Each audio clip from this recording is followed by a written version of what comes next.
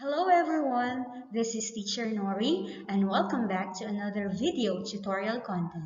So for today's video, we will going to talk about cigarette smoking and its harmful effects on the human's body.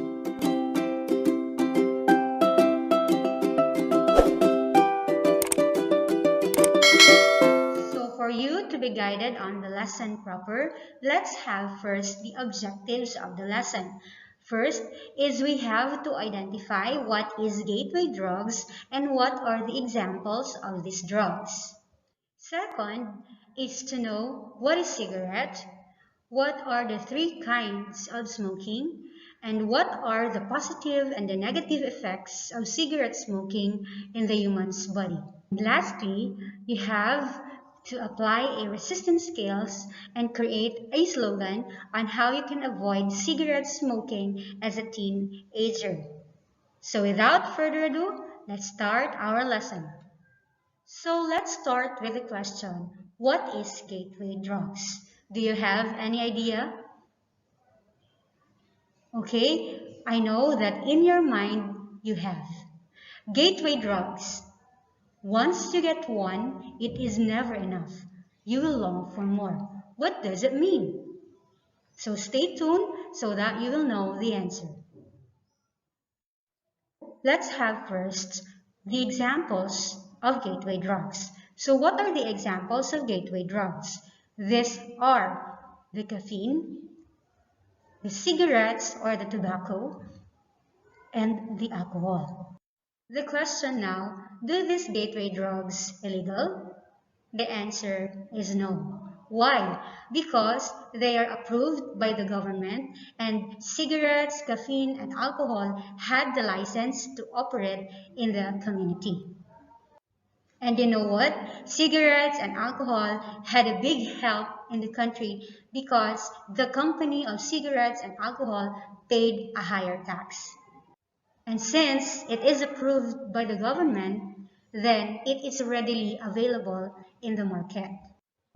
But remember, supermarkets, mini markets, and sari-sari store are not allowed to sell cigarettes and alcohol to the teenagers under 18 years old below.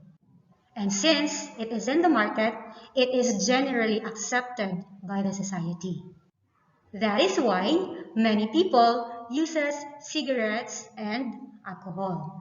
So now, let's discuss the examples of gateway drugs. Unahin natin si caffeine. What is caffeine? Caffeine is a stimulant drug. This is a stimulant drug because it helps the user to become alive, alert, and awake. So what are the examples of caffeine? So we have here coffee, tea, soft drinks, energy drinks, and chocolates. As a student, when do you use these products? Kadalasan kasi sa mga college student ay gumagamit ng kape at tsokolate during their reviews. Bakit sila gumagamit nito? Kasi nga, para hindi sila makatulog, gising sila buong magdamag, at kahit na madaling araw na, ay alerto pa din ang kanilang utak. Kayo ba? Ganito din ba yung mga ginagawa ninyo? So, when you use these products occasionally, what will happen to you? Of course, there will be a positive effect of caffeine in your body. Since you only put a small amount of caffeine in your body, therefore, you are not a substance abuser. So the positive effect of it is that the small amount of caffeine that you put on your body makes you feel refreshed and focused. Now, if you drink or eat these products every day, what will happen to you? Of course, there will be a negative effect of the caffeine in your body. So what is the effect? What is that negative effect? So since you put a high dose of caffeine in your body, automatically, as a result, expect the occurrence of increased heart rate and increase of blood pressure in the body that may lead you to what? High blood or worse, heart attack. So student, be careful and use these products moderately. Okay? Okay, another example of gateway drugs is alcohol. Alcohol has its types. What are those? These are the isopropyl, methanol, and ethanol. Isopropyl and methanol, these are alcohol that is fatal and poisonous if taken. Kapag ito ay iyong ma-intake sa iyong katawan, posibleng ikaw ay mamamatay. Lotion, fuel or gasoline, rubbing alcohol. So these three are just some examples of isopropyl and methanol. For the rest, all you have to do is to research. Okay? So let's proceed with the ethanol. Ethanol is a beverage alcohol. Beverage alcohol has a bitter tasting substance. It comes from plants that underwent process. So what is the process? The process is called fermentation.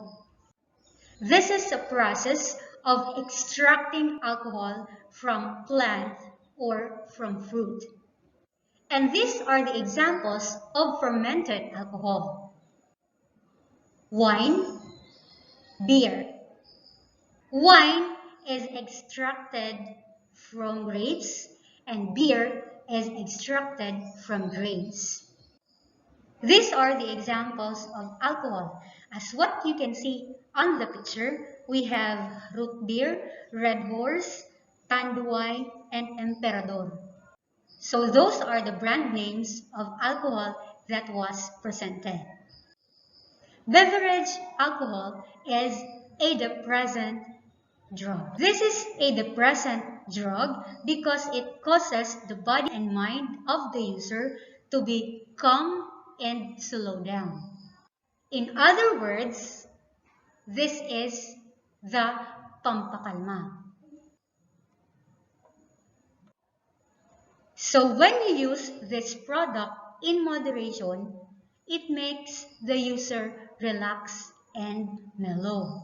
Meaning to say, pampakalma mo lang yung alak, pampatanggal umay, pampatanggal stress.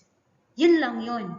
Pero kapag ito ay nagamit mo abusively, what will happen to you? User's behavior will change. Meaning to say, nagbabago yung ugali, nagiging mapanakit na. May ibang user naman na hindi na alam ang kanilang ginagawa. Kaya sila ay nakakapatay, minsan naman nakakagahasa. Another thing, too much alcohol intake will cause users to vomit. Kaya pa ng utak pero hindi na kaya ng katawan. Kaya ang taong gumagamit nito ay humahantong sa pagsusuka. Users experiences headaches, dizziness, and upset stomach ache. Masakit ang ulo, nanghihina, at of course, sumasakit yung tiyan.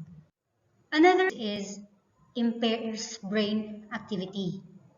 Impairs brain activity meaning hindi na alam ang ginagawa.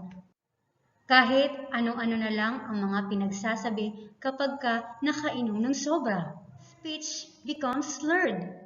Nabubulol na ang umiinom ng sobra. Napapansin niyo ba yan? Hindi na makapagsalita ng maayos. User's vision become impaired. Natutumba na kasi hindi na makita ng maayos yung daan. And lastly, user's hearing becomes dampened. Hindi madinig ang pinagsasabi ng kainuman, kaya humahantong sa awayan.